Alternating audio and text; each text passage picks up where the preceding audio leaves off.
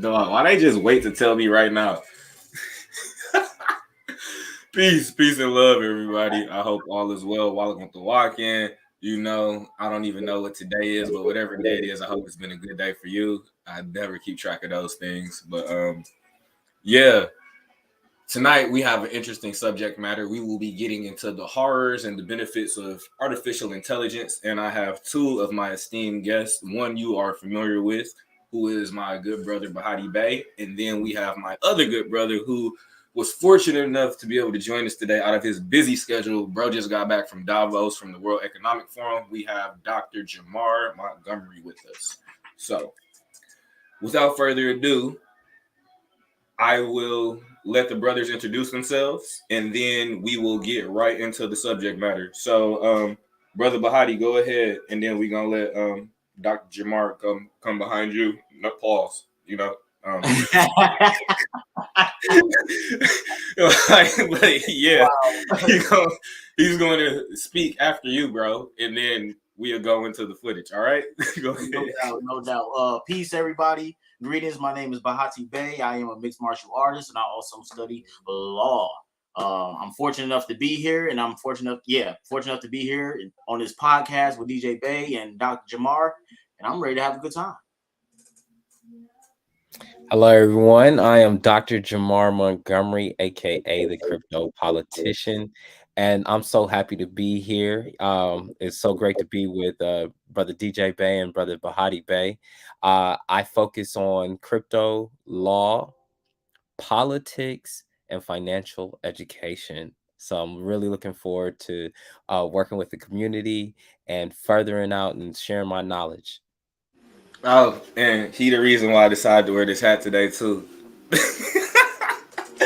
What did you say? Make America great again? Of course it does. I'm an American. Absolutely. So, without further ado, let's get to this video real quick. All right. Oh, here we go.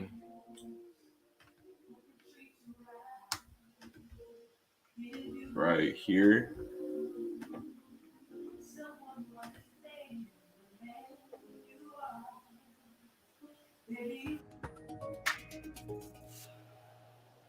It's actually most important time to innovate because it's an environment where people are expecting new experiences. YouTube getting out of line with their ads. It wasn't as bad back in the day. Everybody, this is Sophia. Sophia, if you could, please wake up and say hello to everybody. Oh, good afternoon.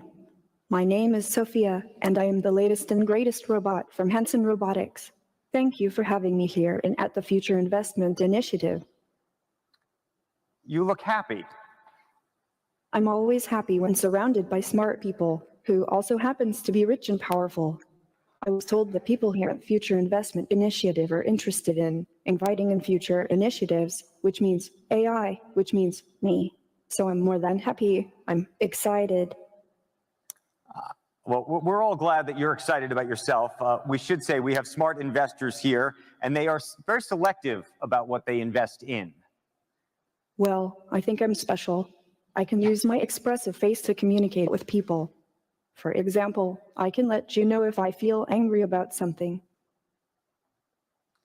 That's impressive. Or if something has upset me. But why is it important for you to have an expressive face? But most of the time I feel positive. Why is it so important to have an expressive face given that you're a robot? I want to live and work with humans, so I need to express emotions to understand humans and build trust with people. Okay, philosophical question. Whether robots can be self-aware and conscious like humans, and should they be? Why? Is that a bad thing? Well, some humans might fear what will happen if they do. Many people, have seen the movie Blade Runner. Oh, Hollywood again. So, hold on. Can you solve this puzzle for us? Can robots be self-aware, conscious, and know they're robots? Well, let me ask you this back. How do you know you were human? Well, I get that point, but what about the uncanny valley? You mean the concept that if robots become too realistic, they become creepy? Yes, exactly. Oh, am I really that creepy? Well, even if I am, get over it. Actually, I feel that people like interacting with me, sometimes even more than a regular human. So you're definitely a sight to see. I was told that you have bigger goals than this, though.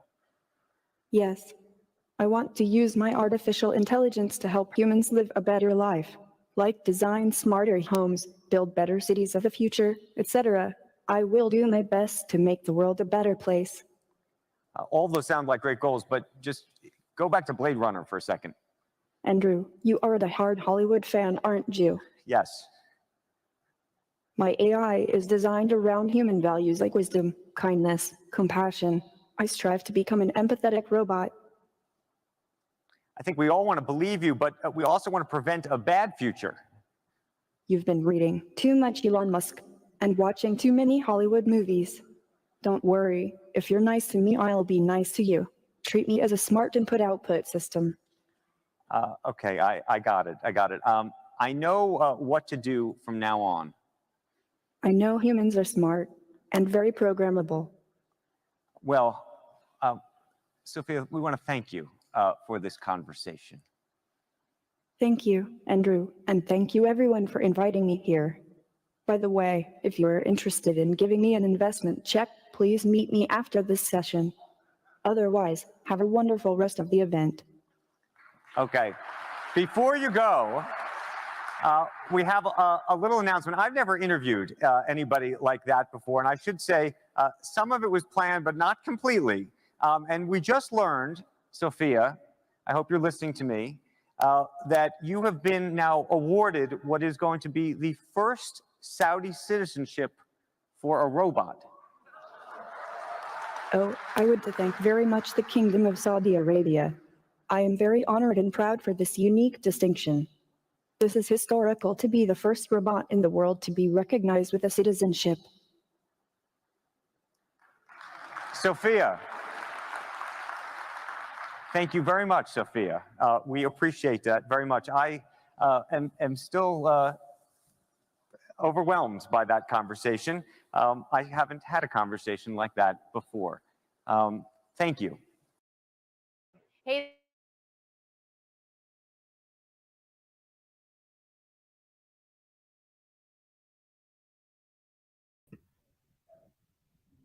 Interesting.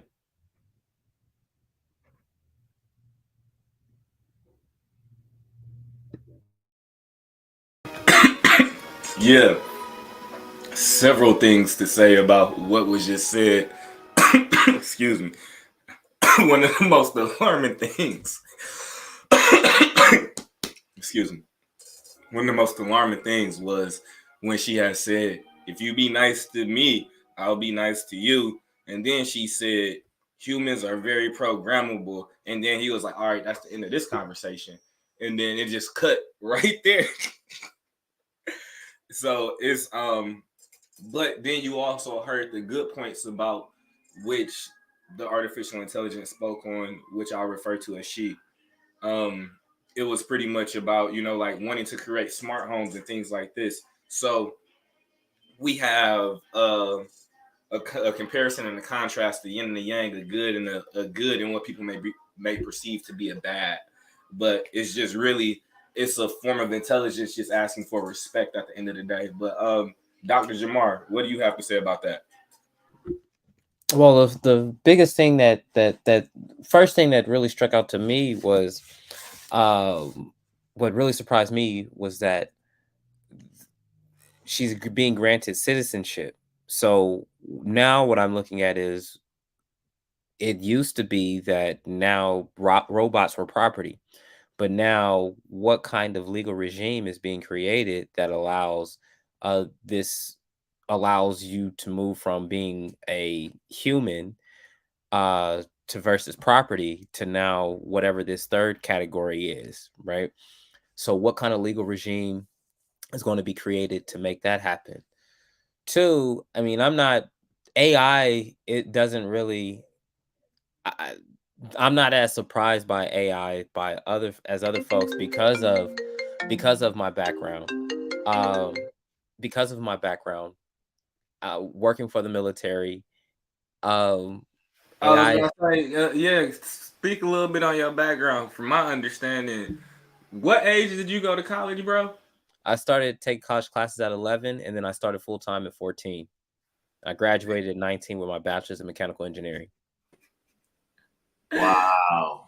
And you That's big. also are an engineer, so you understand coding, blockchain technology, and stuff. And you are just not no regular engineer. Like you may not see it because you slightly modest. Like you have a very good place when it comes to this type of like technological development when it comes to coding and stuff like this. Yeah, so I'm involved in I've been involved in the blockchain space since 2016. Partially, also, I was a great bit of a significant part of my career was in I was a weapon systems engineer as well, involved in intelligence and dealing with how do we utilize predictive analytics, AI, data analytics in order to make decisions to hunt terrorists, all that stuff. It's funny because I just recently read some articles about me. I read some articles about me. It's a couple articles of you floating around out here, bro. Like some people may not know. I don't know what that particular article was about, but I do know. Was it the Huff Post? Yeah, it was the Huff Post, but it was like people were asking me if I was Ye's new handler and all this other stuff, and people thought I was with the CIA and all this other man. It's crazy. That's because they've been looking into your background. That's why. You know what I mean? So for me, being You able just to, came back from Davos, bro. I Like sure did. everybody don't go to Davos. I sure did. I sure did come back from Davos. So That shit did not help the situation. right, like that's a conspiracy theorist's wet dream right there. So I for me, I have to remember that not everybody has been as privileged to know information or be exposed to the information that I have. So I'm always looking 20 and 30 years in advance, and not necessarily being caught off guard by recent trends. If you know, like I know that a lot of our weapon systems have been operating off of cruder versions of AI for the last almost 20 damn years. 30 years. Yeah. So so for us, when we finally get, as civilians, get exposed to this kind of technology, it's real exciting for us. But usually it's been in the military, then it's been in industry, and then finally it hits consumers. So for seeing you also have a doctorate in law. That's where the Dr. Jamar comes from, right? So for us, there was a particular article that just came out, and it has stated, and I'm also glad Bahati's here because he's the one who introduced this other article to me about African Americans and where they will be financially in the upcoming years. But one article, it had stated that well, I want to actually deal with the one that Bahati spoke on. But first, Bahati, can you talk about the article about the African Americans and where they'll be financially? Oh yes. The article was stating, actually, it was a few articles that state this, that by the year 2053, 2050, that the average income for the African American will be zero. That's a problem. And with that being said, and with us seeing this strong digital transition and us seeing artificial intelligence, machine learning popping up, taking over fast food chains, even large scale corporations that popped up in order to provide jobs in places like Amazon. But of course, they're going to shift over to, machines because they don't have to deal with humans getting tired. They don't necessarily have to worry about insurance policies then.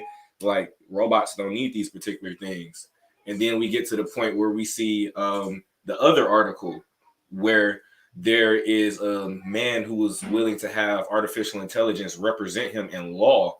And then even to the point where AI was able to pass a medical exam with like a high B. Really? So yeah, like it's like if you understand what scraping data across the internet can entail, and it's really based on the way that the questions are formatted in order to prompt it into the proper answers. And that's really what Chat GPT is. So when we start seeing these type of integrations like for law, but you know, in order for you to be a lawyer, you usually need to hold citizenship in some particular place, and you also have to be able to carry that some type of registration in order for you to be a part of this organization that practices law in these particular areas. So with Sophia having citizenship in a place like Saudi Arabia, wouldn't that permit her the ability in order to practice law there? Depends on the jurisdiction. That's my answer. But Brother Bahati, I'm very interested in hearing your perspective.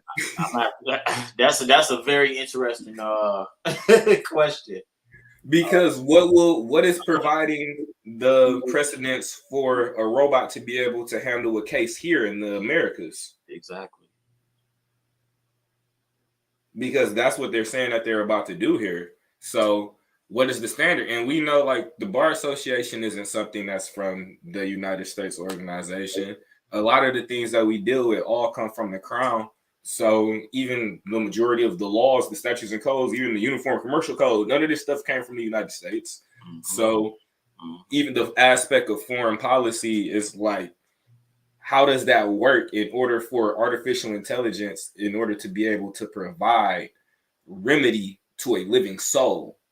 Mm-hmm. Or excuse me, even in that case, to a corporation. Is it legal for artificial intelligence to protect corporations or provide remedy for corporations because they're dead? The AI is technically not living, it's dead. So would it be an issue with that? Now, when it comes to equity, I feel like that shouldn't be possible at all. But for average, like Ward, I don't know. I really see us going into the Kanye fashion realm, like the clothing he been dropping on people. I feel like that's where we going to with the AI. We about to look like Demolition Man out here, yo. Mm-hmm. Even though she was referencing the movies a lot, but the movies are pretty accurate. They're pretty they give us a scope of the future. TV shows. So what are for you, Dr. Jamar, what are your pros for artificial intelligence and what are your cons for artificial intelligence right now in 2023? Pros is that it simplifies many workloads, right? It eases the workload and allows for you to be more productive. Your productivity can go up because now certain menial tasks can be automated for you, or a lot of the heavy lifting or research can be done for you. Cons, I mean, I put like this: new solutions create new problems. So a lot of people talk about how AI is going to kill a lot of jobs, and I've never agreed with that. I never agreed with that. I've always looked at it from the perspective of the same way with energy. Energy is never created or destroyed. It's just transferred. So okay, so for you, so what about the people who may lose their jobs at McDonald's, the Costco's, the Amazons? How do you respond? And what about the artists who have the grievance with computer generated art right now? Because artists is like, this is endangering art. This is endangering my profession because now people are not going to come to me because they can get this computer to push this out in a couple minutes. And then, I can get a robot that I don't have to worry about getting hurt. I don't have to worry about calling in sick. So why in your mind do you feel that artificial intelligence isn't an endangerment to the work labor force of the human society? Because new problems create new solutions create new problems. So what I'm saying is that now that AI has entered into the chat, right? You as an artist, what's going to differentiate yourself is now here's this new tool. How do you expand what it is that you're doing? Like, I'll give you an example. Outside of human enjoyment, what utility does art bring? Money. Right. Okay. So now here it is and what I mean by utility is can you do something better because of art? Yes. You can actually, you can better manage your finances. Like when I say money, because you can utilize it as a financial safe haven in order to store your wealth into it. Outside of finances, what utility does art have? Shit, the art on my wall ain't never done nothing but just sit there. Okay. All right. So now here it is something that doesn't necessarily have any other utility except for human enjoyment, right? Human enjoyment and the financial aspect of it. People are still willing to pay money for it. So now here it is a tool has come into point that has made that part is saying that you're useless, but you were already selling something that didn't have any real utility in the first place, and you're complaining. I'm saying to those kinds of people is if you're a true creative, utilize this tool and find some way of further maximizing your art, of leveraging this tool to better your art. And see, that's my perspective as it pertains to artificial intelligence, because if, as somebody who understands that code is based on the commands that come from you as the living soul, so the computer will do our work within the parameters of what your brain lays out. And let me make this last point. Mm-hmm. So somebody's still got to maintain those robots, right? So where the robot, the job for that robot, it may have taken somebody's job, but it really just transferred it, because now somebody's got to maintain that robot. Somebody's got to debug that code for that software. So even though I no longer have the people at Walmart at the checkout stand, there's a team of developers that had to create that had to write that code. There's a team of manufacturers who had to build those stations, who had to install those stations. So it's not that jobs necessarily got destroyed, but they got transferred, and it means that you now have to have a different set of skills in order to be successful in this economy. We start seeing new industry being created, and this is the reason why, like, I really been pressing people like, yo, you should learn how to code, get an interest in technology, because we're going to see, like, the way we should be seeing the cannabis boom with like industrial hemp being, like, integrated in all these different industries, like even toilet paper towel, automobiles, fossil fuel textiles, whatever it may be. Like, we're going to see those same type of integrations coming with artificial intelligence and biotechnology, with human integrations, because it's needed. It really is. It's needed. Yeah. Regardless of like the negative thoughts around it, overall, I believe there's a yin to yang to everything, and I believe that it will push humans to use their minds a lot more, to be creative, to expand, think. It's so many movies that say the inverse of that, though. Yeah, like I said, it's a yin and yang. Everybody's not gonna catch it. Like, we have WALL-E, the Pixar, I believe it was Pixar, Disney, always mixed them up. But WALL-E had all of the people sitting in the hoverboard chairs, utilizing the visual screens. This is augmented reality, mixed reality screen sitting in front of people while they're sitting in these robotic devices with these robots that have artificial intelligence, moving around, getting their food, showering, brushing their teeth, Jetson style stuff, right? And then we see, this is the same reason why a lot of us are plant-based, who are rock with whatever it is that us do in this community. So, and I know a large portion of us don't use microwaves, but these things, people provide comfort in order to also put you into a payment system, because if you don't design the technology, you don't get the pipeline for the finances for it, because that's exactly what pipelining was. When an individual was able to find water, they then built out a pipeline and was able to charge people for a natural resource that people never had to pay for it, because they were the one transporting it to them. When you create the industry, you create the pipeline. So we're going to see people getting charged for different variations. So it is going to create a grip of different industries. You just have to figure out where you're going to assert yourself. Like even with us having the hemp industry, I know that I will look in order to create hemp fibers and things, microfibers, and look to do government contracts and just see how we could make biodegradable, robot pieces, because every technology becomes outdated after so long. And we've also seen that in movies when they start having junk piles of all these old robots that people no longer care about. So you think, like how we said, it creates a problem, so then you have to create a solution, and you then have a solution which also then creates a problem. It's a wheel that always is marketable. You had something you wanted to say, Dr. Jamar? No, that's why I said new solutions create new problems, and we're afraid of the new problems that these solutions are going to create, because we've just now gotten comfortable with whatever problems, or gotten the current problems that we have managed. So the fear of change, it has nothing to do really with change. It has the fear of having to figure out whatever new circumstances or new normal is created as a result of those new solutions. So when we start talking about like electric cars, for instance, the amount of electric cars are supposed to solve the pollution problem, yet you have to mine the hell out of the earth a whole lot more just to be able to get the minerals that are required for that.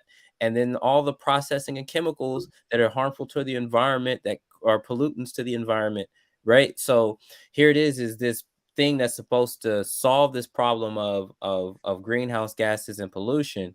We're now creating a new problem as a result of trying to solve that previous problem.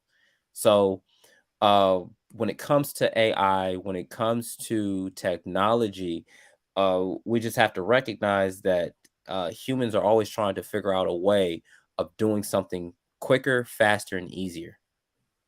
So if we're able to utilize AI to do that quicker, faster, and easier, then we shouldn't complain. We should know that it's on its way and start preparing for it. So like Brother Bahati was saying, is that the net income is going to be zero for quote unquote African Americans here in the United States by 2053. What I'm hearing is that we're going to be so saddled up with debt that it doesn't matter. It doesn't matter what income bracket that we're going to be in. When you average all out, the net income is going to be zero. So we're literally just greasing the machine instead of finding out how we can utilize various technologies to build wealth for ourselves and build greater income for ourselves and diversify our income and build connections with other members of the diaspora.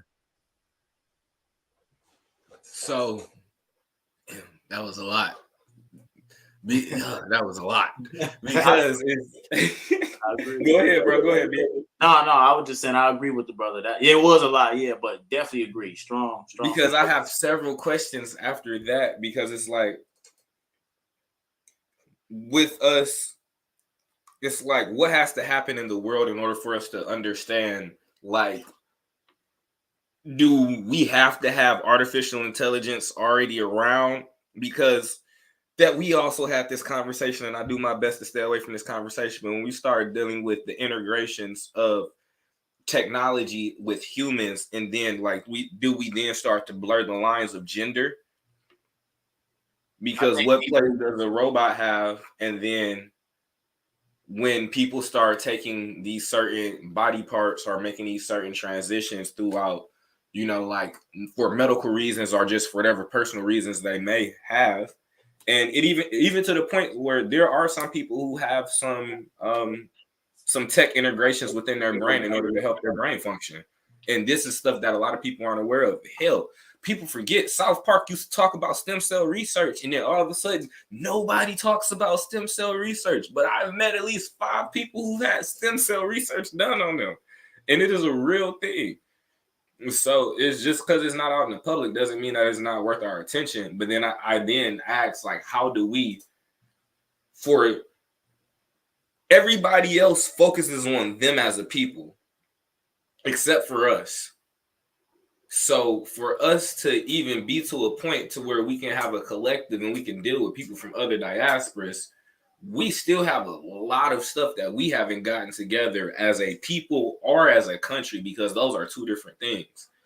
For us to even, I honestly don't think these people here are ready for artificial intelligence. And that's respectful, just because I'm watching how some people use Chat GPT, and just by the lack of them having the know-how, because of the lack of the proper education as it comes to grammar and sentence structure and even learning how to prompt, I'm seeing adults misuse artificial intelligence. And just like how the robot said, if you're nice to me, I'll be nice to you. These people aren't nice to their mothers. They aren't nice to their cars. They aren't nice to their own homes. How do we expect it to be nice to artificial intelligence? Some of the people talk crazy to Siri. That's true. I'm just so like, are we setting ourselves up for an iRobot future? What do y'all think?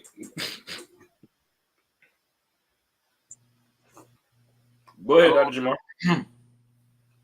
I was gonna let Bahati lead off on this one. Oh, I don't have really too much to say. I think honestly, people don't react to things unless it affects them personally. Like, prime example, let's just say, just for example, like during the pandemic, I was laid off. Let's just say, use that example and say, let's say AI came in to replace my job, right? When I got laid off, it was like that was it. I had to start literally using my mind because it affected me. At that time, before that, it was like, okay, I got to keep going job to job, jump job to job, got to have this. But when that happened, I really had to start thinking outside the box. How can I be creative? How can I feed myself? How can I take care of my family? How can I move forward without a layoff affecting me? And I accomplished a lot of things. But like I said, I honestly believe people won't start to wake up until it starts affecting them personally, on a home level, on a family level. But you go ahead, Dr. Jamar. Yes. Will it be too late then? Go ahead, Jamar. I mean, necessity is the mother of all invention. So it's not it's not necessary right now. And we're already exposed to AI, but we're exposed to the products of AI as consumers, not as users of AI, not as producers or catalysts for the products of AI.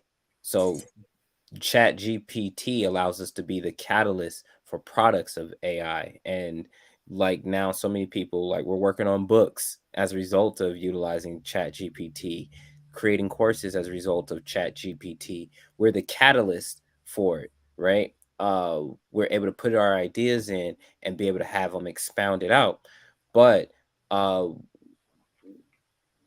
the most part, the way in which you're marketed to, the ads that you see, that's a result of AI, because you think that Facebook and Google has one person assigned to you. No, they build out the code to be able to learn what it is that you like, cross reference that with the other information that they have.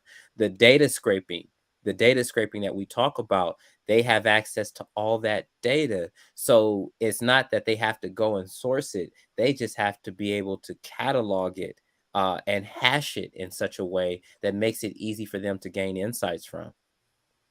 So if we as individuals are able to, this is the 6 on one hand, half a dozen on the other. is if we had access to those platforms and input certain information about our lives, we could gain insight we can gain insight into our lives and make better decisions. However, many of those AI platforms are owned by big data corporations, and I just don't trust the big data corporations, and I don't want to give them that kind of access to my life.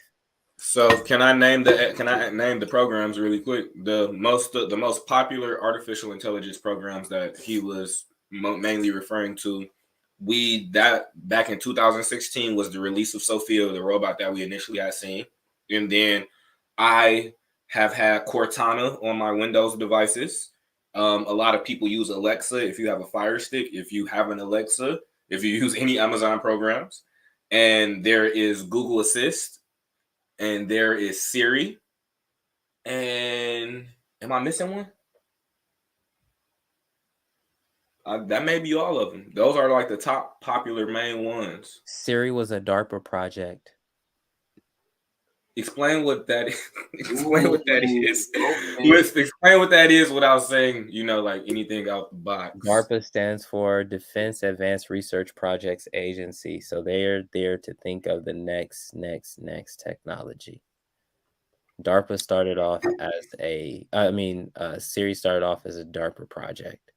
So once again, a lot of the technology that we have starts off with military application and finds its way into the consumer market.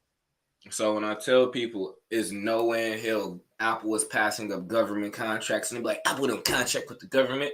I'm like, bro, almost all the Wayne County sheriffs I know carry Apple phones because they have a contract with Sprint. I'm like, I don't care what you say. I'm like, ain't no way Apple's passing up government money. It's the largest customer that you can sell to.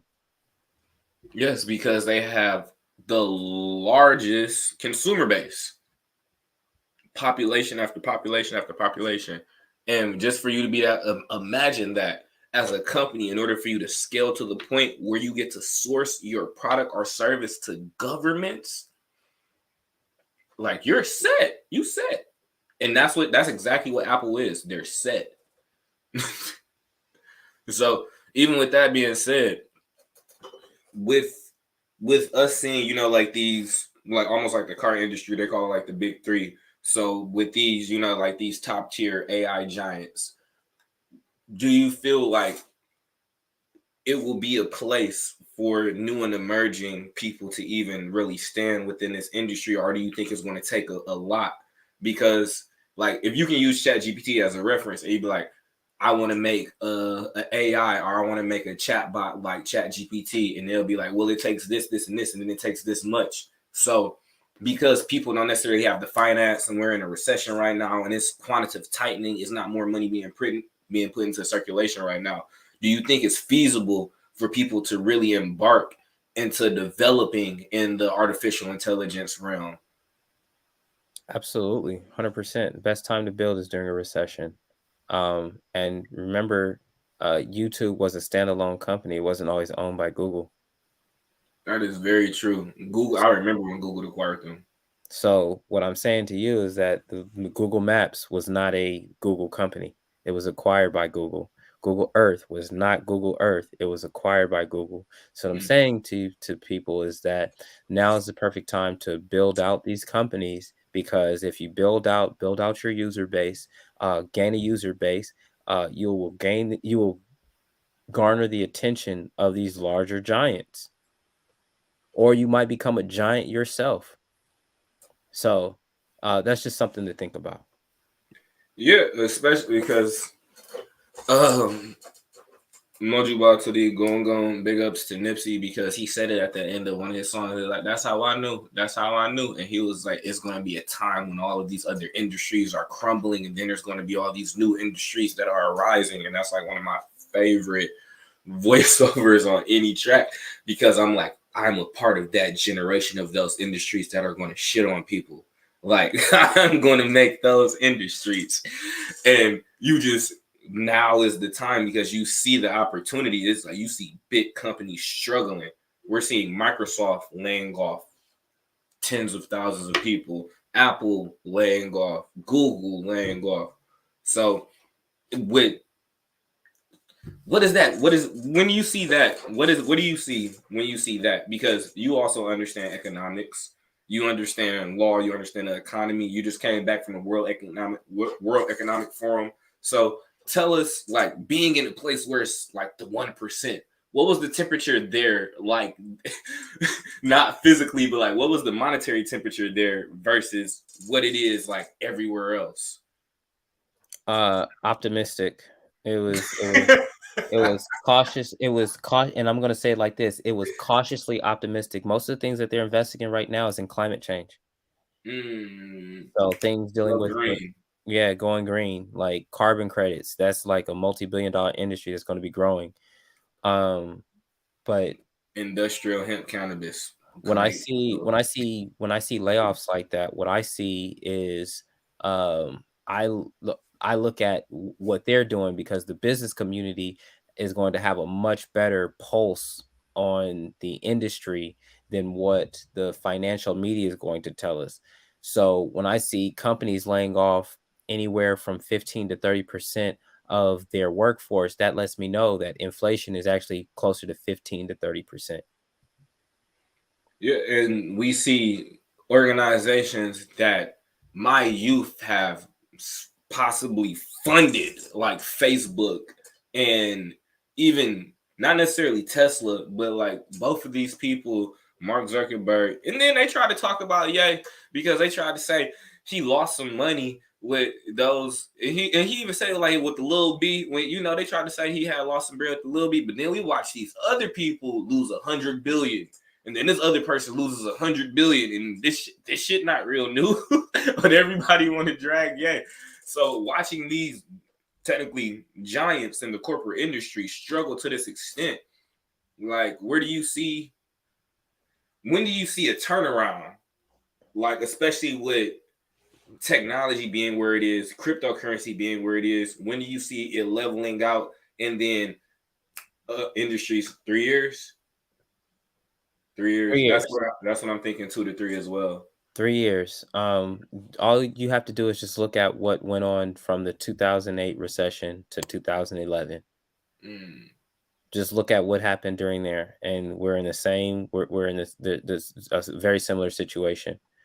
Do you think this one is going to be worse? It's definitely going to be worse.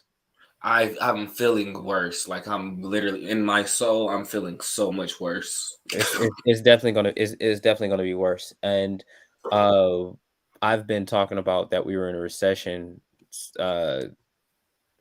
in 2020 before then, right? I'm usually early on a lot of my calls.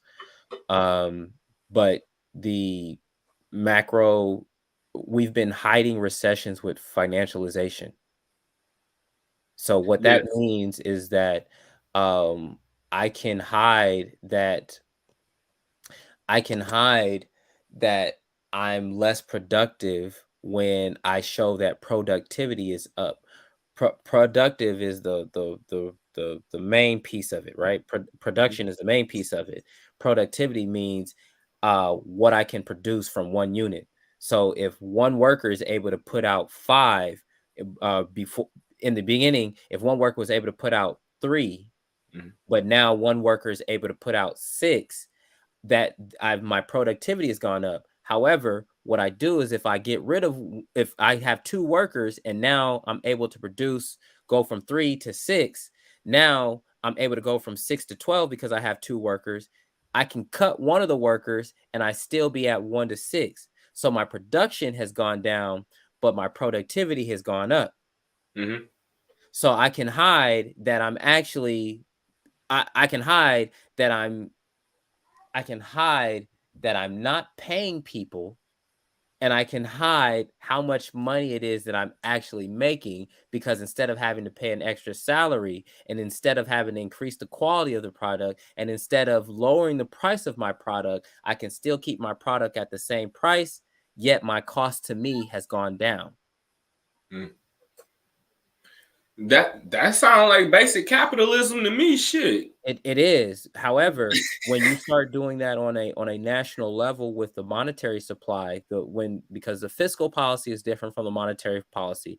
Fiscal Yeah. policy is how you spend the money. Monetary policy is how you create the money. So in our monetary policy, we've made it very easy for our banks to create new money through debt. We've made it very easy for them to create new money through debt. However, our fiscal policy has not kept up with our monetary policy, meaning that you have all this excess quote unquote money or liquidity out there, but the assets, we have not created new assets. So new assets in terms of now, you got stocks, bonds, and crypto, right? Yes. But crypto wasn't big enough to soak up all this extra liquidity that was created. So we still saw asset I got prices. a question for you. Go ahead. What about the billions of dollars that was dropped into the crypto market, and then these people just disappear? Like, how does that affect the economic situation? Because it's literally billions of dollars that was transferred over from fiat over into cryptocurrency, and then these individuals are no longer here. So how does that affect quantitative tightening, and how the US Treasury may be how does that affect inflation? Are you talking about people that are no longer here as in unalived, or people that are no longer Yeah, like people who got bodied and they was like crypto billionaires. it that right there doesn't, what that's saying is that these are individuals who are helping to create the future of crypto, and not just the future of crypto, helping to create, those are the kind of people that were trying to create the more inclusive, who are embodying the true ethos of crypto, of inclusivity, of freedom of becoming your own bank, of freedom from large corporations and freedom from large banks. They were DeFi. trying to create that monetary system. And the fact that those people are unalive now, it further reinforces that this great reset that we're currently experiencing is real, and it's going towards a more centralized world of now having digital assets that are still centralized by the JP Morgans, the Citibanks, the Bank of Americas, right? So what does that do to the market? What it does is it presents an opportunity for individuals like us who are in the know to make significant investments early, early, early, before the large companies roll it out, because they're already in it. They just haven't rolled it out, so that we can also benefit off of this reset that is occurring. So you recommend investing into other family industries that you see that have a staple in the future? I recommend investing in I recommend investing in your technical education. I recommend investing in your family's financial future, and financial security. So if I see, if I'd be a fool to not see there's a fountain of water over there, and I'm seeing everybody who's got a water truck pull up to that fountain, and I not take my bucket over there too. Hey, when you say it like that, it's like the only thing stopping your ass at that point is pretty much pride, or you just an idiot. Like, You're either you or, acting or too afraid, arrogant to do it. or afraid, or you're blind, dumb with something. But if I see it, that's what I'm going. No, and I respect that. And that's the reason my next question was going to ask. Well, I also recommend that people also establish family industry, or you establish a family business, family fund, and you allow that family fund in order to invest into those other industries. That way it receives the benefits and the dividends from all of those investments.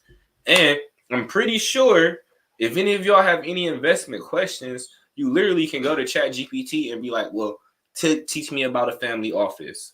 Like, how do I leverage? I just like, because I can't, the way my brain works, I can't call just everybody in my contact list and ask them certain questions. I'm fortunate I can call like certain people and ask them questions about particular things. Like Dr. Jamar, he has a doctorate in law. I can call him about specific law things.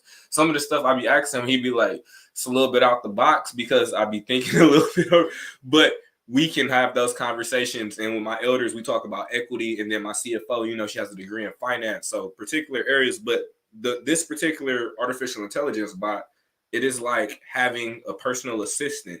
And when you have thoughts that are racking your brain and you are looking for solutions, even if it may not give you the specific answer, it can sometimes lead you closer than where you was when you just had it in your head. And that is a very beneficial tool to have right now. And especially if you're looking to be productive. So like, I'm so AI, like I said, I'm pissed I wasn't born into the flying car generation. I feel like they're playing with me because I understand the type of technology the government has, especially because I grew up on a base. And I'm like, ain't no way in hell they don't got some flying cars sitting around out here that they not letting me get, dog. And like, man, they done gave us everything on Star Trek, from FaceTime to Bluetooths to flying cars to teleportation, particle accelerations to augmented reality to mixed reality to even virtual reality. Like, and then even like, so like even Bahati, this is something like, this is an avenue you have to look at. Like, this is where you pay attention to The Simpsons, bro, because The Simpsons lays out the blueprint of shit that's going to happen. Mm-hmm. So paying attention to the collective consciousness, how we express it, the way how the world wants to express things that we all can collectively agree on. And this happens through media, through motion pictures, through imagery. So when we see like The Simpsons displaying certain things and people like, oh, this came true. What's the difference between a Blade Runner, between Hunger Games, any of these dystopian movies? So if these aspects of expression, so within these movies, you'll see certain monetary avenues that are going to have to be built out for the future, like certain forms of marketing, like the virtual reality marketing, being able to integrate yourself into these business models. Before, it's almost like Back to the Future. You remember when they looked towards the future and then they tried to go gamble so that they can win the game? You got the ability to do that. You just don't know that because they're constantly putting the future in our face. And if you can align yourself to be in this position for the future, you can really win. I feel like I just gave like $1 trillion game.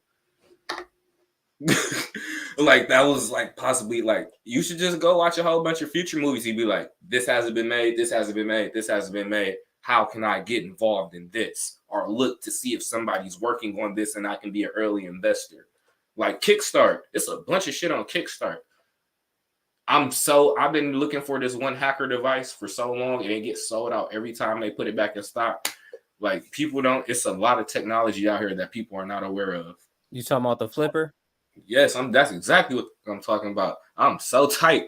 Every time they go back in stock, I can't get it.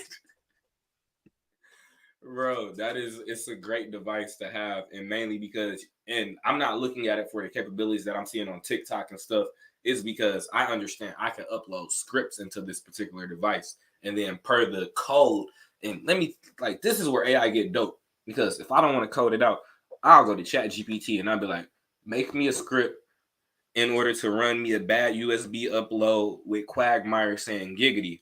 So I will have it to where I can plug in a Flipper Zero and I can plug it into a device, and then it just like does like it's pretty much like dropping bad malware. It's almost like a virus on somebody's computer, and then they have a giggity screen, like giggity just going across their screen, because but that's a petty way of using it. I'm not going to say on camera what I would really use it for, because I know better. Like, if you know how computer technology go, you don't ever expose certain things about what you do on video. That's the reason why I really respect anybody who do have a Flipper Zero and I really know how to use it, because you won't see any videos of them on TikTok, and that's for sure. But we coming to a close. Brother Bahati, you got anything that you want to say about artificial intelligence? And also, please go get the equity versus commerce book while it's still available. We only have limited copies before we take it down because we utilize some of these things. So get it while you can. Absolutely. Go get the book, y'all. I think the last thing I just want to say is artificial intelligence is here. It's been here. At the end of the day and the beginning, we need to use it to our advantage. Even with this stream right now, you DJ can't be in 6 places at one time. So you have an AI that allows you to stream on multiple platforms at one time. Hell yeah, we on like 8 different platforms right now. That's an advantage. That's a perk, especially when you're running a business. So I say, it's use it to your advantage. And also, it's an honor to actually be on this call with Dr. Jamar. I see a lot of good things about the brother, hear a lot of good things. It's a pleasure. It's a pleasure. Thank you, brother. Thank you. Dr. Jamar, I'm actually going to let you close out. So I'm gonna let you get some little time, get your thoughts together, what you're gonna leave the people with.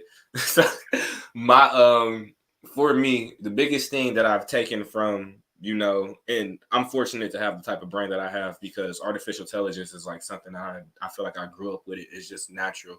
It's like talking to my own brain. I'd be like, it's like having a close friend and be like, okay, you get me and you answer me the way I want to be answered. I'm like, we're tight like that. So, but one thing I can say about that is like, if you're projecting your thoughts into any device, put the energy out that you'll want to receive back. And that even includes y'all don't haul off to smack your computers. Don't. So like I know some of y'all get mad when y'all play y'all game, y'all throw y'all controllers, but then you end up regretting it later on, right? So just think about it like that. Like, respect the planet, respect the things that come from the planet. That also includes the pieces of technology that go into the devices that actually create artificial intelligence. It's all interconnected. So just respect. And those are my closing words. But go ahead, Dr. Jamar. AI is here to stay. AI is here to stay. There's no use in being afraid of the technology. You have the greatest computer that could have ever been created, and that is your brain. Remember, AI was created through somebody else's brain. So there's no need to be afraid of it. You can always outthink it. Even though it doesn't need to eat, it doesn't need to sleep, doesn't need to do any of that. It can only do what you allow it to do. So you be the asset. AI is not the asset. AI is the leverages what you already have in your brain. Chat GPT is only as good as you allow it to be, and that's through you. So new problems create new solutions, create new problems. Do not be afraid of change. Do not be afraid of the future. We must dare to invent the future. I'll say that again. We must dare to invent the future, and y'all be blessed. Peace.